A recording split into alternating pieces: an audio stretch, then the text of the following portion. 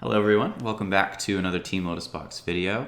My name is Mullen, and today I'm going to be talking about some Death Shadow. So currently I'm testing for my SCG regionals coming up this weekend, which is going to be Modern. I've been continuing to do a lot of testing with the Breach deck that I recorded a video with last week, and I'm pretty excited about that, but I figured that I could, explore a little more of the format and record a different video this week. So today I'm going to be looking at this Death Shadow deck. I've seen this have some good success lately, and then just based on my theorizing, I feel like it is well positioned right now in Modern. There's some linear decks that the interaction of a Death Shadow deck can really prey upon. I think that you could tune this deck to be very good against Amulet, and then also it beats up on any of the combo decks right now, like Breach and the Inverter deck that people have been trying out. I figured I'd give it a spin. This particular list is from Violent Outburst on Magic Online. They went 6-2 in the most recent Modern Challenge, and it was the shadow list I liked the best when I was perusing recent shadow lists, so I'm just gonna use this as my starting point and see where I can take it. A few comments on this list in particular. So it's 4 colors.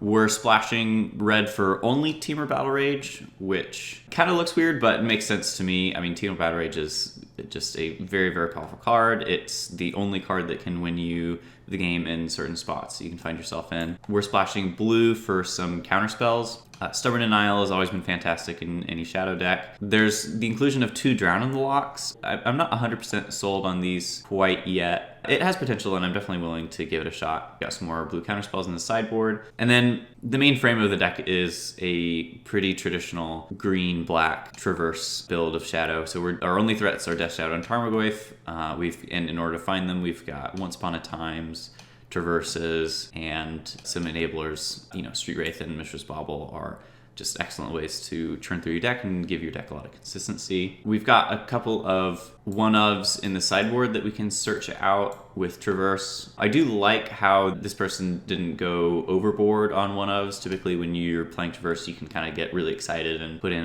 a million different one-ofs in your main deck and sideboard. But I think that they've just selected the ones that they're gonna want to find most often, and they're gonna have the biggest impact. So we have Ixalan Jailer against any Dredge deck, Collector Oof against the Artifact decks. Being able to turn off Grinding Station is really powerful there, and Engineer Explosives is typically one of their better ways of interacting with you, so you can hit both with that. Play Engineer for the creature decks. We got the full 4 Collective Brutality. I think that's just a nod to the Prowess deck right now. It's really important to get their creatures off the board, and you can also, take some spells out of their hand. For Titan, we have some Disdainful Strokes and Damping Spheres, and then Veiled Summer is just an excellent card against any blue or black deck.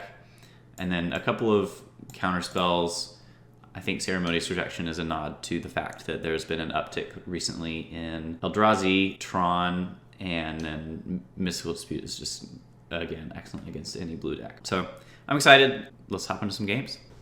So we are on the draw, and we got a pretty solid hand. We have threats, interaction, cycling. Can't really ask for more with Shadow, so let's keep. Gemstone, Mine, Lotus Bloom. Okay, 2 Lotus Blooms.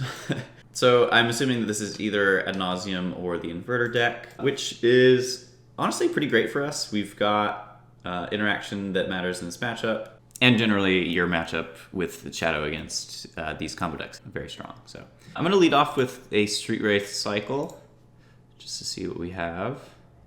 Fatal Push, okay, probably not going to do us much good here. So generally with these Pain cycling lands and Death Shadow, you want to lead off with your Pain lands so that you can just take a damage in your opponent's instep and hurt yourself more than just fetch shocking it first. That's kind of a little bit at tension with the fact that we want to hold up Stubborn Denial, but I don't really think that there's anything that can happen on turn 2 that we care about Stubborn Denialing, so I'm just going to lead off with the Pain land just so that we can really start working on our life total. Suspend triggers. Looks like they do not have a second land. It was unclear if that was an F6 or not, but either way, I want to be damaging myself because our life total wants to get as low as possible. Do another land. Okay, great. So I'm going to go ahead and fetch out the Watery Grave for our Stubborn Denial, and then let's just deploy a threat in Tarmogoyf. I guess it kind of makes sense that our opponent kept a 1-lander since they had 2 Lotus Blooms. I think that they're really going to be trying to go off quite a bit next turn when the Lotus Blooms go off. Ooh, okay, Inquisition is an excellent draw here. So let's go ahead and fetch out a red land here so that we can kill them with Temur Battle Rage next turn. We can go ahead and Inquisition them, see what's going on. Double Angel's Grace, double Spoils ad nauseam. We might actually just be dead here. Okay, so our opponent's gonna have 8 mana. They're gonna be able to Angel's Grace, and then they're gonna cast ad nauseam. So that's 6 mana. We're gonna Stubborn Denial the ad nauseam, and then our opponent can Spoils for a Pact and counter our Stubborn Denial.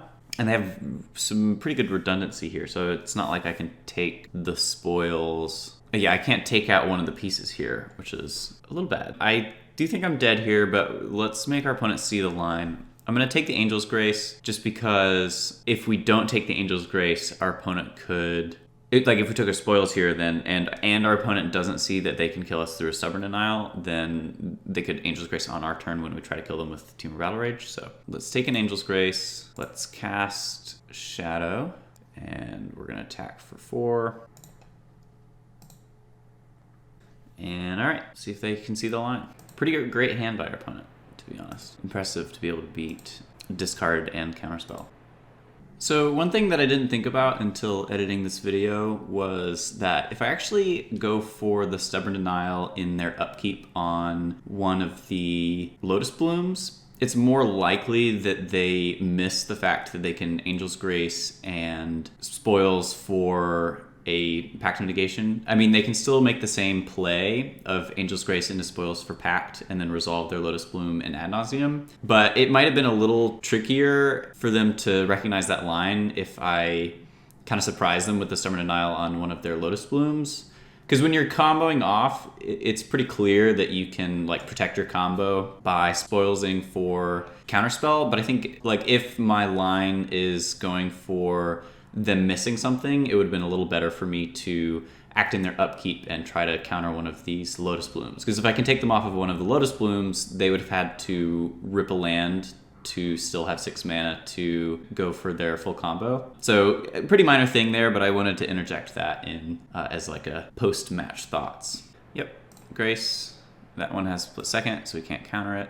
It would have been nice to be able to take a Grace and then counter the Grace, because then that kind of shuts off these cards, but since this one has split second, it's just not a line that we have access to. All right, and Naz, yep, gotta try. Yeah, so they're gonna spoils. They're probably gonna name Pact of Negation.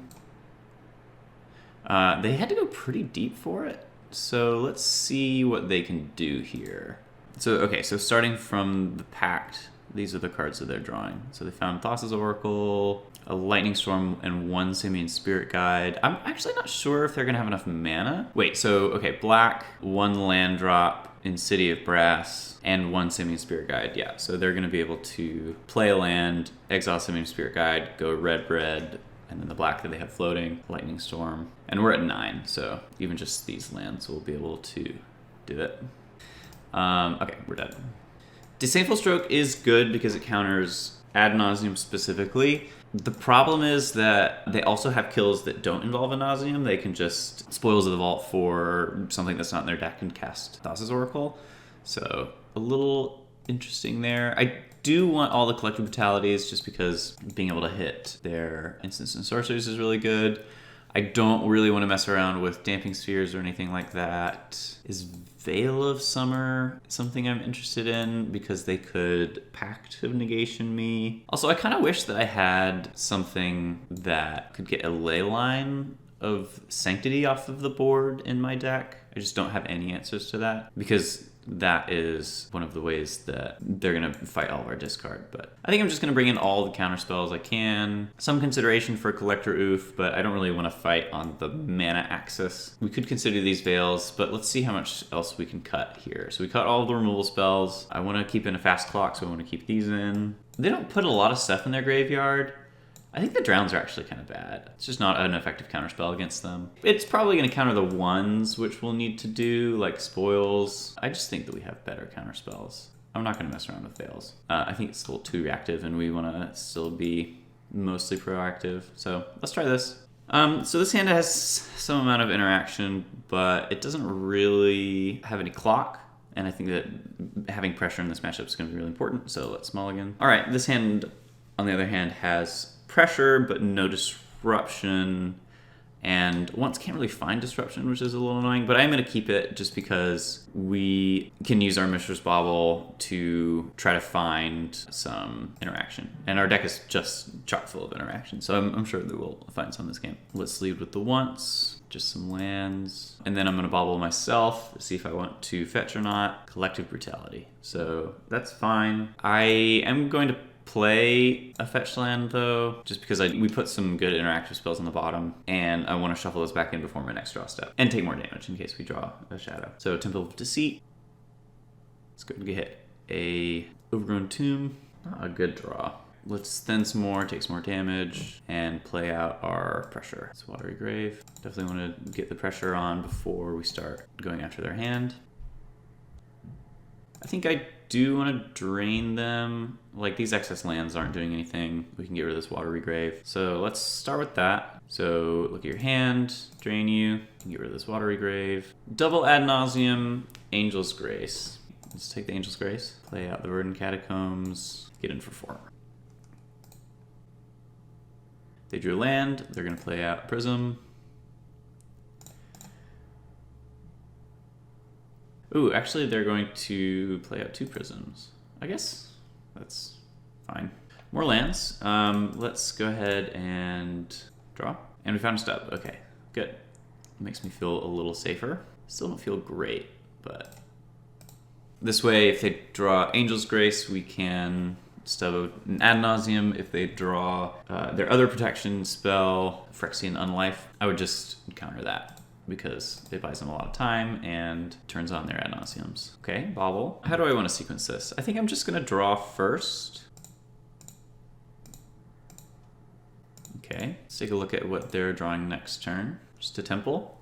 Okay, feel pretty good about that. I'm going to use this bauble to check their next draw step, because I don't think that I gain anything. Like, I'm not going to need to cast any spells on their turn since we know what they're drawing. So after they scry, I'm going to bauble them. Traverse. Collector Roof would be really good here, actually, to be able to shut things off. So given the way that this is playing out, I might want to consider bringing that in, because like in this scenario, being able to traverse for an oof would be pretty backbreaking to like shut them off of mana. Yeah, I do think I'm going to bring it in for the next game. They bottomed. I guess it doesn't really matter what they did, because we can just look at what they have on top. It's always good to check. Another Pentide Prism. Okay, so I think that they are dead. Thoughtseize, Peatland. We know what they're drawing. There's nothing they can do to get out of that. I guess I will just Thoughtseize one of these, just to be extra sure. I guess I'll counter it. Because, like, what if they hit, like, just Angel's Grace or something? They could live another turn. Yeah. So, yeah, I wanted to bring in the Collector Oof, and what am I going to cut? I think I'm going to trim on a Street Wraith. I think that might be bad, just because having a smaller deck is really good, and also our opponent isn't going to be helping us out with dealing ourselves damage. What if we just cut the Swamp? We're going to be on the draw, going down to 17 lands. Probably not crazy. Sure, let's try that. Oh, you know what, though, is that, all right, we didn't get punished, but that was probably bad. We probably just should never do that in this deck, because one land traverse hands could be keepable only with the Swamp, but not otherwise. We're really hoping to find a threat off of this once. Okay, and they shut off our Thoughtseize, which is a little unfortunate, but we have 2 Stubborn Denials, which I'm pretty happy about. Do I want to thin before casting once? I think I do, because I know that I'm going to get a blue land kind of no matter what. Yeah, let's take a shadow. Is it worth Thoughtseizing ourselves for the 2 damage? We show our hand to our opponent, which is pretty bad, but the 2 damage might be a whole turn of having shadow in play, which could be really relevant. So let's see. Next turn, we're going to play Peatland. Oh, and that was the downside of thinning first, is that since we found a shadow, we're getting 1 less point of damage because we can't Peatland this turn. So next turn, we're going to play our Peatland. We're going to go to 16 and then 15, 14. Yeah, I do think it's worth to do this. even though it kind of puts our hand face up. It also puts some sorceries in the graveyard for either Traverse or our Tarmogoyfs. All right, so Lotus Bloom off the top, but no land. Interesting. All right, Battle Rage isn't a bad draw. Play out Peatland. Okay, found a land. Scry's bottom. So 5 spells in hand. It's kind of scary. Pretty good draw. Take some damage. Traverse. So we have some options with this Traverse. We can find a Street Wraith for more damage to ourselves. We could find a Shadow. So we're going to 10-9 here. So if we found a Shadow and played 2 Shadows this turn, next turn we would go to 8. We would be attacking for 10. Battle Rage is only 15, so it's not lethal that way. If we found a Street Wraith, we would be going to 1, 2, 3, 4, 5, 6 from next turn. So we'd be going to 6. So this is, I think, either like we can't kill them next turn no matter what we get. So our last option, which I think I like the most, is actually to just find another a fetch land, so we can fetch out a blue source to have double Stubborn Denial up. So I think I like that the most. I'm going to cast Traverse, find a fetch land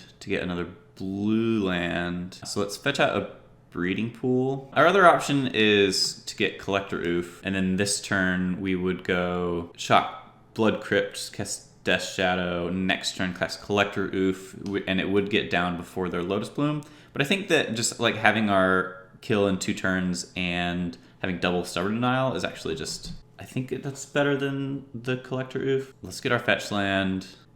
Let's fetch out a Breeding Pool. Let's play our Death Shadow, and let's pass.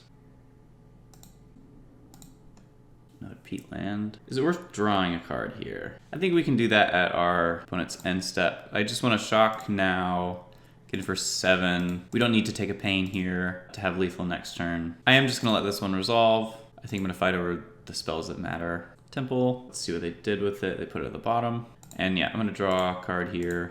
Collector Brutality. And a Thoughtseize. Let's attack. We'll go for the Battle Rage. They do live if they have an Angel's Grace. Yeah. So they're going to go to 1 here, and then we have them dead next turn, and it's going to be pretty difficult for them to fight through double stub here. So feeling pretty good about it. I will fight over this. So I'm expecting another Angel's Grace here. Yeah. Let's go ahead and draw a card. I'm attacking because might as well. We'll once. Actually, I don't think I'm going to once on my opponent's turn, because they could have something like Path to Exile, which would be annoying. I want to hold up the Stubborn now for something like that. All right, we got him. It's definitely an interesting game. We had some decisions there on what we wanted to do with our Traverse. I think I found the line that gave us the highest chance to win, but I could definitely see arguments for trying to shut off their mana with the Oof. But I really just felt super safe having double Counterspell open the whole game. On to the next one. All right, welcome back to another match with 4-color Shadow. This hand looks pretty strong to me. We've got some interaction in Thoughtseize and Fatal Push. We should be able to have Delirium on pretty soon between our creature, artifact, and sorcery. So we just need to find a land or push a creature to turn this on. And then these could draw us into threats as well. So I'm going to keep this hand. Seems pretty good. And let's get started. All right, our opponent is also playing Once Upon a Time strategy. Let's see what flavor of Once Upon a Time they are running. Titan, makes sense. Titan's very good. All right, drew Tarmogoyf, so that's some good pressure. How do I want to sequence everything? We don't have any fetch lands to turn this Mishra's Bauble into a Scry, so I think that I want to start off by cycling, because then that way, if we hit a fetch land, then we could bauble ourselves and then play the fetch land or shock, depending on whether or not we want it. Drew Team or Battle Rage. So now I want to look at the top card of my opponent's library. I'm pretty sure, yeah, I want to look at the top card of my opponent's library and then Thoughtseize them so that I have even more information about their hand. Another argument could be that I would want to look at my library to see more about what I have access to, but I don't think that is going to change my decision quite as much as what they've got going on. So. All right, they have another once on top, so let's go ahead and Thoughtseize them. Okay, so this looks like it is not Amulet, but just regular ramp Titan builds. It could be the black version with Perennial Extraction type cards in their sideboard, or it could be the white version with like Rest in Pieces and stuff. Both are pretty much the same main deck, so for now, it doesn't really matter. We'll just see what like kind of lands that they have out. They don't really have any access to ramp outside of this Tribe Elder, and the Tribe Elder is really annoying for just like blocking us and everything. And given the fact that they have two onces, so they have the once here, and they're gonna have another once on top, I'm pretty sure they're gonna be able to find a Primeval Titan by the time they want to cast one. So I'm gonna take the ramp and try to kill them with my big creatures before they can resolve their biggest creature. All right, we drew Stubborn Denial. I don't really think that's gonna be very helpful, just because I want to deploy a threat this turn. I don't want to like traverse. We don't have Delirium right now. So I think that this turn for me is just going to be playing out my Tarmogoyf, playing out my Mercer's Bauble, passing the turn. I think I'm going to bobble them on their upkeep because they're going to end step cast a Once Upon a Time, clear away whatever they have on top right now. Then in their upkeep, I'll be able to see their draw step before they take it. And they're likely to even like once again after that. So I think that's the only opportunity for me to gain information with the Mr. Zoal Bobble. Yeah, so they're gonna once now. They found a Tribe Elder. Okay, so that's not actually the worst. They're gonna cast that next turn. We'll just push it to get it out of the way and then hopefully be able to traverse for Death Shadow or something like that. We're looking for a land here. All right, so since they've already cast once, I'm gonna go ahead and look at what they got. Field of the Dead. Yep, Inquisition. Okay, really wouldn't mind a fetch land at some point here. So there's the Elder, there's the field, Drown in a Lock. So they have Cavern Soul, so I'm like countering this Primeval Titan I think is more of a pipe dream. So am I gonna traverse for a fetch land here? I could see doing that. They're gonna be able to Titan next turn potentially, which is kind of scary. So they find another forest and then another land gives them 6 mana. In that case, we could counter the Primeval Titan, but they don't have enough cards in their graveyard, which is part of why I don't really like Drown in the Lock as much. I would have loved to draw land here so that I could fetch and traverse for Death Shadow and play it, and then potentially we could be representing lethal the following turn with Temur Battle Rage. As it stands, I'm just going to Fatal Push this. So they're gonna go 4, 5. Oh, wow, they got 2 the same with the Field of the Dead out. So, okay, if I traverse for a land here, then I'm hitting for 5, and I could Inquisition them. I don't know how much the Inquisition actually helps, though. Or I could just find a Shadow and hit for 4, and then hope to draw a fetch land. I don't see many lines that win. Alright, I'm just gonna traverse for a Shadow. I think that's my best line at winning this game, is that if I can get a Shadow down and punch through with Temur Battle Rage. Radiant Fountain, Titan. Ooh, they're bogging me. Okay, and they have a Blast Zone. Alright, so we draw our land. So they're gonna have a bunch of zombies shortly. 1, 2, 3, 4, 5, 6. So if they had gotten just a regular forest, I think that we would be at no chance of winning. But as it stands, I'm gonna save the Temur Battle Rage for Death Shadow. So I think that my line is going to be Inquisition.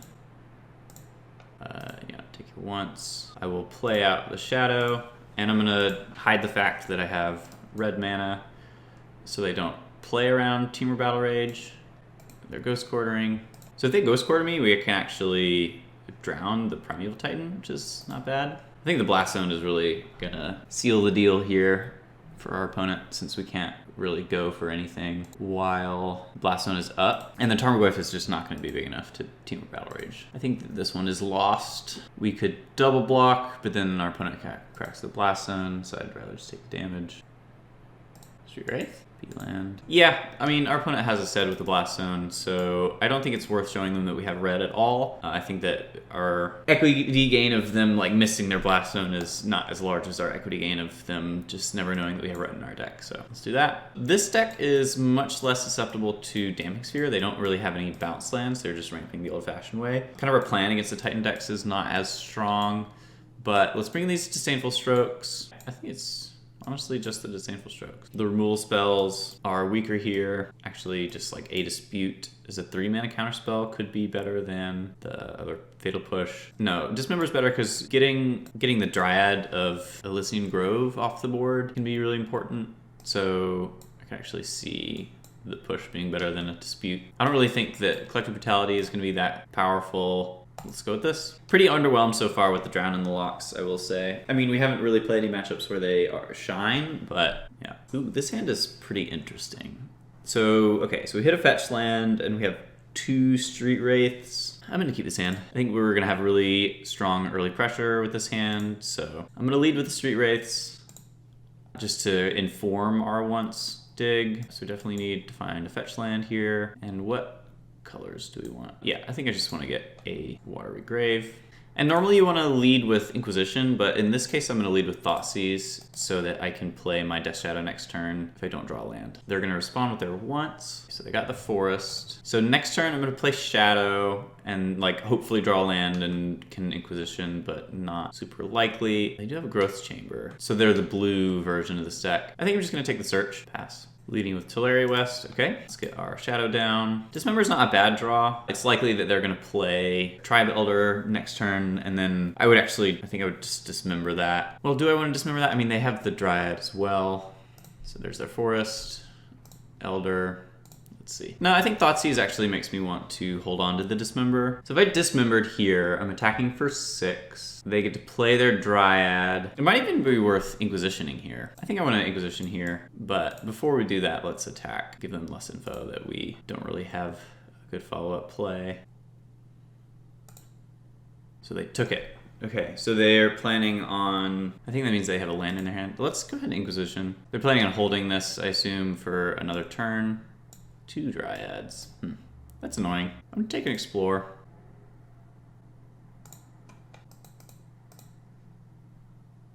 Alright. I'd love to draw land here. Nice. So we can Dismember this Dryad, Thoughtseize the other Dryad. Let's Thoughtseize first just to see exactly how much damage we want to take off of our Catacombs. I think I want to try to kill them in 2 turns here. I think we're actually just dead to the Tularia West, so they can find Pact and then Pact for another Dryad. Play Dryad, and if they draw a land, we're dead to that, because they can go castle into land drop. Well, can we stay at 4? Yeah, we can stay at 4. So let's get Swamp, Dismember, and then I have to find something to chump. Crazy game. I don't know if I've played this one completely right. So they played Castle. Oh, did they just draw Titan? Ugh. Brutal. Not sure what gets us out of this now. We were never able to hold up any of our counterspells because we kind of had to interact with everything they had going on. And we used all of our discard, I think, as best as we could. That's that. Good games. All right, welcome back for another match of Modern 4-Color Shadow. We are on the draw. An interesting one. So we've got our Shadow. Looks like we can play it on turn 3 with this hand. But we don't have a lot of other things going on for us. We have a Once Upon a Time that can hopefully find us another threat. I would even love to hit a Street Wraith with this hand. I think I'm going to keep it. I think it has just barely enough that we're okay with that, and one of our lands is a cycling land, so I'm in. All right, we drew a Traverse. Let's lead with the once. We hit another Shadow. Definitely not bad. I mean, we can really start getting in damage with our lands. So this is going to be 3, 6... and then turn 3, we should be able to play these out. The question is, you know, I've been talking about using the Peat land earlier on to start taking damage. But again, we kind of want to hold up the Stubborn Denial. Against Polluted Delta, I don't know. I don't think that there's a ton that we would want to Stubborn Denial. So yeah, let's leave with the Peat land, try to maximize the damage that we're taking. No Crack and Flooded Strand. Okay. Interesting. All right, let's go ahead and tell our opponent that we have Death Shadows in our hand by floating some mana. Okay, Inquisition is a pretty good draw here. I'm gonna go ahead and play out a land and then Inquisition our opponent. This way, if they try to counter it or something, we could Stubborn Denial. So it looks like we're playing against the Breach deck. Another matchup that I like from the Shadow side, and one of the reasons I was considering playing this. So it looks like our opponent's whole plan was to play out Psy and then play some zeros. Psy is really difficult for us to deal with, so let's go ahead and nip that in the bud and go ahead and take the Psy out of their hand. Very timely Inquisition from our side. Opponent's going to fetch once because they want to use the other fetch for a scry off of their bauble. Played Island. Oh, nope, they're just gonna fetch again. I wonder if they drew another Psy. No, they drew it to Fairy. Okay, well, we can just Stubborn Denial that. Playing another Bauble, cracking it on us.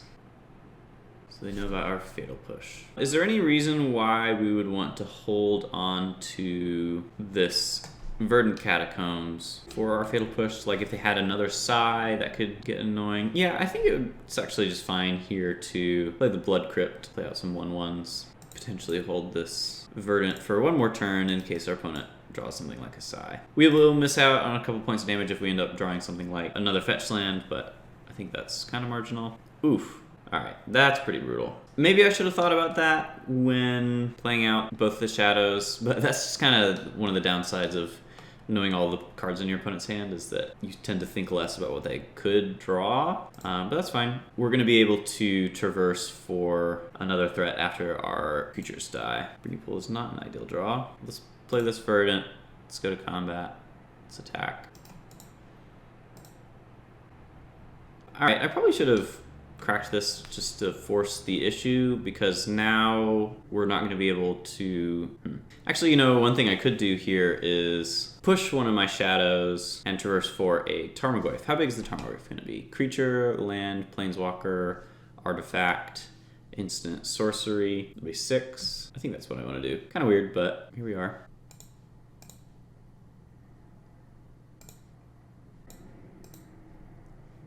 Yep. So we still have our pressure. Kind of out of gas here, and I am a little concerned about the dance in our opponent's hand. Fortunately for us, they kind of just have Bauble that they could get with it right now, so it's not a pressing issue. Fatal Push, not a great draw. Let's try again. Inquisition is pretty good. Let's cast the Inquisition. A Galv Blast, yikes. I don't think that really does much. So let's take the dance. Attack for 6. Attack for 6. And we're just trying to fade a Breach for one more turn. Even though it doesn't kill us, it's, I mean, you know, being able to cast a Psy and then some artifacts would be pretty good. All right, we got there. Okay, so we saw Psy, which makes me want to consider the Plague Engineer. Oof is going to be great in this matchup. Damning Sphere is a good piece that they are going to struggle to play through. So Yixlid Jailer against Breach is actually not effective. It operates by timestamp. You know, if you have a Yixlid Jailer in play and then they play Breach, then their cards are still going to get Escape. So I'm not going to bother with that. I do want the Dispute. Do I want these Veils? So they do play some number of counter spells. See how much stuff I want to cut. I want to keep the Dismember in, and definitely the Drowns. Drowns are great in this matchup. Fatal Pushes are not good. Stubborn Denials are great. Discard's great. Threats are great. Is Plague Engineer worth? Yeah, it's our only answer to Psy going off with a bunch of stuff outside of, like, you know, countering Psy. I think it's nice to have in. What else can I cut though? Normally against the combo deck, sometimes you can cut threats, but with this deck in particular, they just have a lot of ways of interacting with our threats between engineered explosives, and then they might be bringing in something like Path to Exile as well. So I think I still want to have a high density of threats in my deck. Beside everything, I'm just going to trim on Bauble, because we are bringing in Collector Roof. All right, this hand is great. We've got a threat, some cantrips, some interaction, some lands, everything we want. Emery. Sure. Emery hit an EE, kind of annoying, not the end of the world. So let's go ahead and Bauble ourselves. Emery's actually a reason to keep in some number of Fatal Pushes. All right, so we hit an Inquisition. I actually like Inquisition here. Let's draw it out and cast it.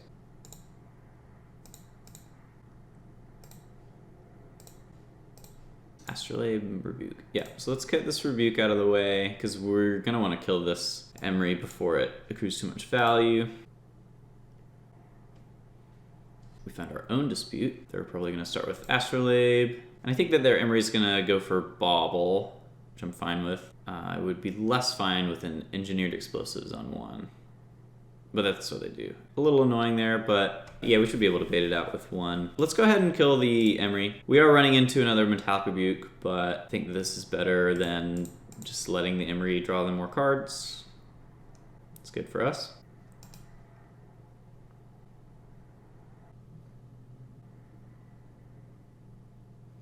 Fairy.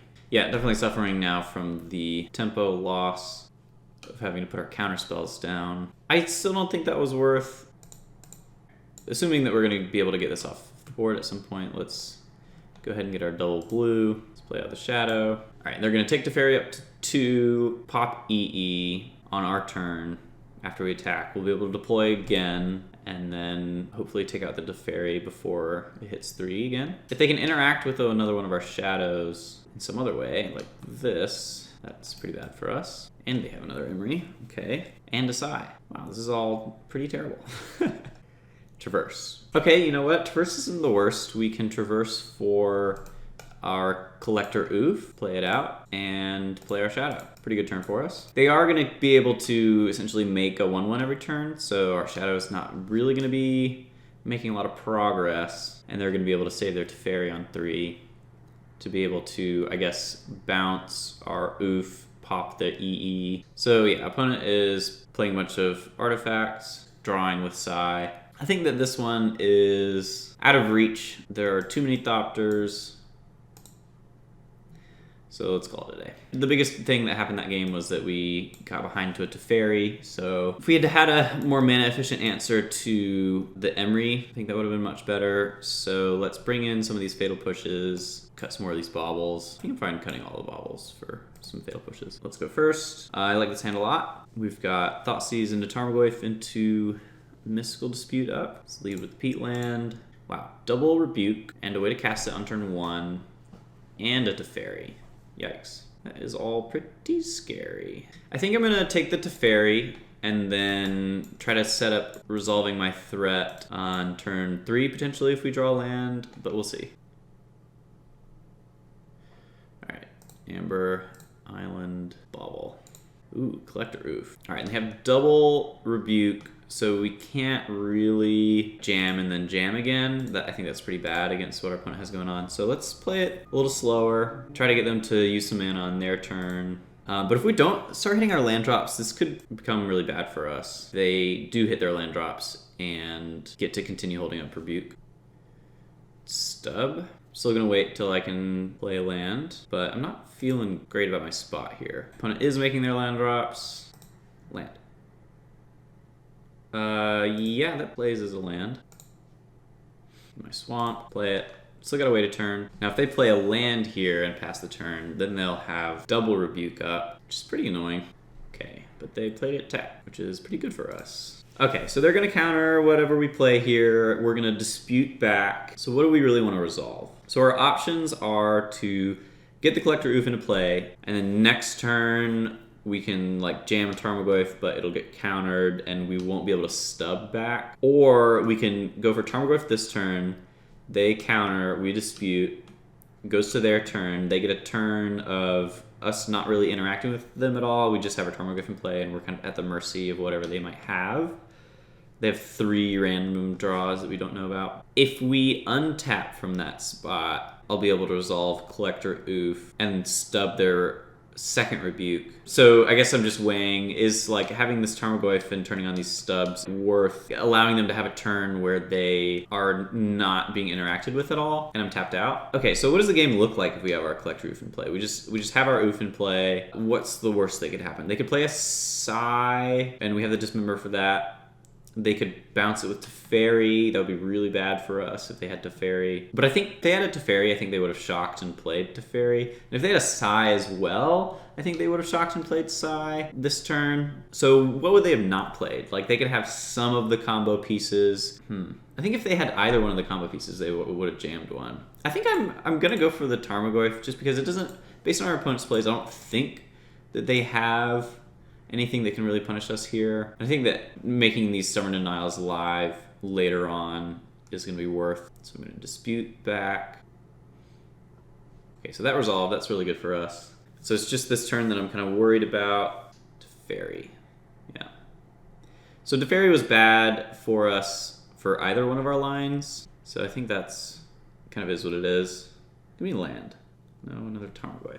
Alright, well now we have kind of no play against Metallic Rebuke because the Teferi. So I'm going to jam one of these Tarmogoyfs. It's going to get countered. I'm going to jam a Goyf again next turn. Hopefully that one sticks and can take out the Teferi.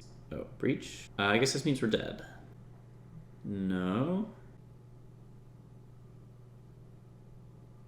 So they just essentially drew a card. They drew an Emery. Luckily, we have a Dismember for Emery. Our opponent has Breach, Unknown, Unknown in hand. They can just Breach again on their turn, and then they're going to be able to Teferi, bounce what I play. So I think that drawing the Shadow actually means that I want to just play out 2 threats here, as strange as that sounds, because then on our next turn, we can Dismember the Emery and take out the Teferi and have Stub up. So yeah, I think I'm going to play out 2 things here and just let them have the Emery for a turn. Because if I just killed Emery, then our opponent could go Breach, Teferi bounce, and potentially go off that turn. And I mean, that's just always going to be possible, but is it better for me to... Let's leave with this, see what happens. So it's better for me to have another threat in play. So okay, so next turn they're going to go Breach, play Teferi, bounce my Oof. Yeah, I think that actually, yeah, in hindsight, getting this off of the board is better because it's one less draw that they can have on that turn to find a way to kill me. And if they do end up having to just value Breach here,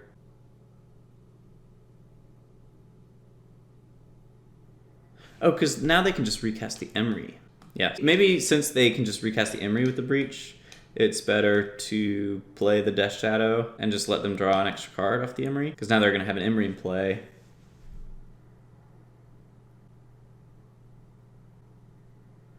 They just had another Emery from hand. And they found a grinding station. Okay, so that makes me dead. All right, wow. Well, we got kind of completely mushed by this Breach deck.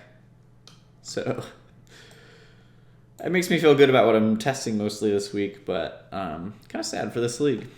Yeah, I'm not going to make my opponent do it. I know how annoying it is to kill people with Breach, so I'm just going to pack it in. And that's that. All right, I hope you enjoyed this video with Shadow. A couple things I learned from playing through this league with it is that its matchup against Titan decks is not as good, at least with this build, was not as good as I hoped it would be. Kind of interesting how we played against, like how some of the Titan decks just aren't susceptible at all to Damping Sphere. They're just playing the good old-fashioned ramp spells, which definitely hurts this deck's matchup because it's really leaning on Damping Sphere against the Amulet decks. And then I also found that Breach with Teferi and counterspells just has so much game that it can use to fight through this interactive deck. Emery with the Engineered Explosives was really able to make things difficult for this deck. So, you know, not quite as strongly positioned as I thought it was, but, you know, that's why we do this testing and try things out. So, I hope you enjoyed this, and